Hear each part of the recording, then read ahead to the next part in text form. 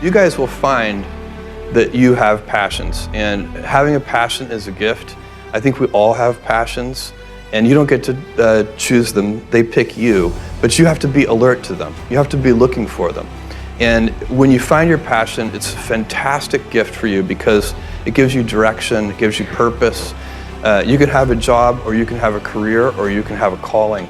And the best thing is to have a calling. And if you find your passion, you'll have that, and all your work won't feel like work to you.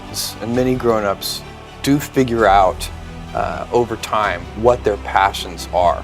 And sometimes we let I don't think it's that hard. I think what happens though sometimes is that we let our intellectual selves overrule those passions. And so that's what needs to be guarded against. My job, one of my jobs as the leader of Amazon, is to encourage people to be bold. And people love to focus on things that aren't yet working. And that's good, it's human nature. That kind of divine discontent can be very helpful. But it's incredibly hard to get people to take bold bets. And you need to encourage that. And if you're gonna take bold bets, they're gonna be experiments. And if they're experiments, you don't know ahead of time whether they're gonna work. Experiments are by their very nature prone to failure, but big successes, a few big successes compensate for dozens and dozens of things that didn't work. So, bold bets, AWS, Kindle, Amazon Prime, our third-party seller business, all of those things are examples of bold bets that did work, and they pay for a lot of experiments. I've made billions of dollars of failures at Amazon.com, literally billions of dollars of failures. And you might remember Pets.com or Cosmo, or give myself a root canal with no anesthesia very easily. None of those things are fun, but they don't matter. What really matters is companies that don't continue to experiment, companies that don't embrace failure.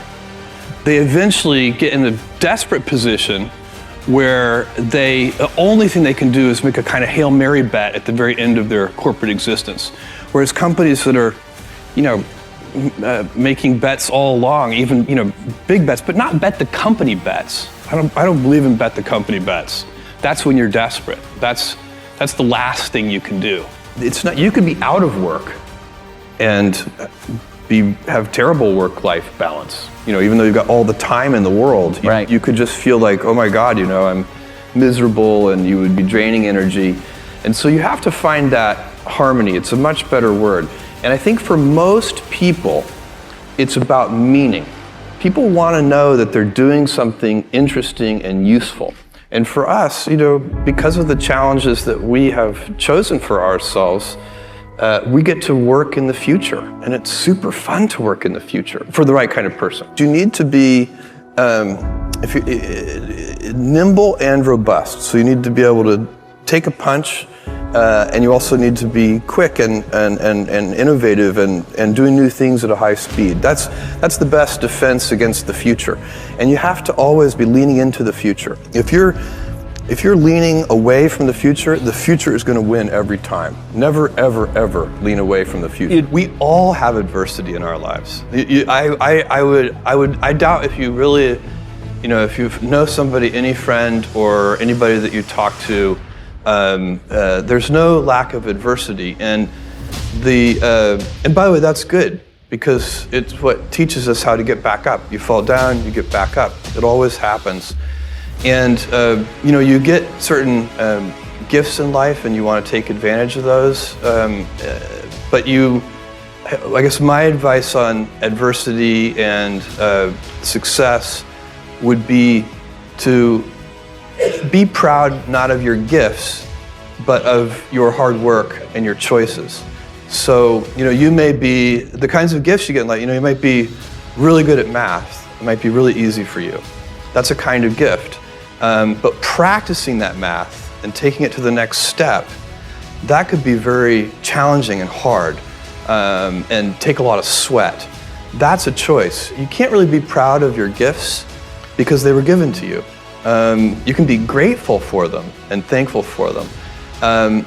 But your choices, you choose to work hard. You choose to do hard things.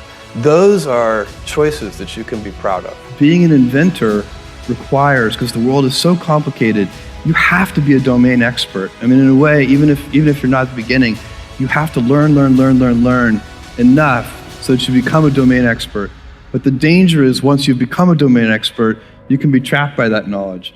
And so inventors have this paradoxical ability to have that, 10,000 hours of practice and be a real domain expert and have that beginner's mind. Have that look at it freshly, even though they know so much about the domain. And that's the key to inventing. You have to have both. And I think that is intentional. I think all of us have that inside of us, and we can all do it, but you have to be intentional about it. You have to say, yeah, I am going to become an expert, and I'm going to keep my beginner's mind. You can't skip steps. You have to put one foot in front of the other. Things take time. There are no shortcuts. And but you want to do those steps with passion and ferocity. It's easy to have ideas. It's very hard to turn an idea into a successful product. There are a lot of steps in between, and it takes persistence, relentlessness. So I always tell people who are, who think they want to be entrepreneurs, you need a combination of stubborn relentlessness and flexibility. And you have to know when to be which. And basically you need to be stubborn on your vision, because otherwise it'll be too easy to give up. But you need to be very flexible on the details, because as you go along pursuing your vision, you'll find that some of your preconceptions were wrong, and you're going to need to be able to change those things. So I think taking an idea successfully all the way to the market and turning it into a real product that people care about and that really improves people's lives is a lot of hard work. Don't try to chase what is kind of the hot passion of the day. I think we actually saw this. I think you see it all over the place in many different contexts, but I think we saw it in the internet world quite a bit, where at the sort of peak of the sort of internet mania in say 1999, you found people who were very passionate about something. They kind of left that job and decided, I'm going to do something in the internet, because it's it was almost like the 1849 gold rush in a way. I mean, you find that people, if you go back and study the history of the 1849 gold rush, you find that at that time everybody who was within shouting distance of California was, they might have been a doctor, but they quit being a doctor and they started panning for gold. And that almost never works. And even if it does work, according to some metric, financial success or whatever it might be, I suspect it leaves you ultimately unsatisfied. So you really need to be very clear with yourself.